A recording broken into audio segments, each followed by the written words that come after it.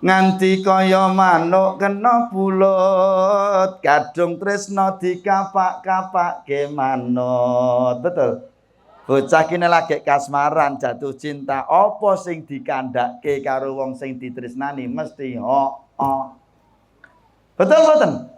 Wong tuwa ngandani diwangsuli dituturi wani ngeyel karo wong tuwa ning nek dheke sing ngomong sak omong-omongane Dek aku gateli tulung kukurke. Dek aku sumuki tulung copotke. Anu Mbak Muti ketoke awak diki cocok kok engko mbok ijol-ijolan nomor. Lah iya engko nek mbok menawa awake dhewe ya rezekine awake dhewe to Mbak Muti. Sapa ngerti terus awake dhewe dadi sak paketan terus ngono kan ra masalah. Ya sekolah aku hidup-hidup golek jeneng sik ra apa-apa lah. Sampun jenenge sampun ageng lho. Iya ta. Ya jenengan dilebeke WA-ne kula nggih. Nggonku lebokke nggonmu. WA. Oh WA. Nggih kok. Lah nek aku iki manut-manut bae Mbak.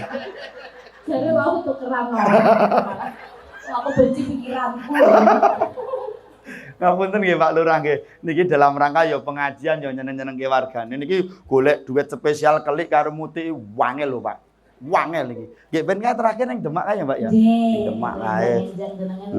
Mandi wis mbok panggung. Aseme aja mbok omongke. Lah nek jekal ngantuk. Lah kae aku ora uprok kae. Selak kesu aseme malah diomongke. Tapi anu lho pas awake dhewe garuk Satpol PPK aja mbok omongke lho ya. Kae rahasia kita berdua. Jenengan mboten hati-hati kok. Lah kowe dadak bengokmu banter banget kok. Dadi konangan Gegeden. Apa tapi? iki kok malah tekan ndi tok Ora iki gur awak dhewe iki asline nek nang panggung ngene iki, ngono ya. Nek asline kan iki ya ora ngene iki asline. Iki gur nek awak dhewe iki action ning panggung, ngono lho ya. Ngono, wis, terima kasih Bapak Ibu.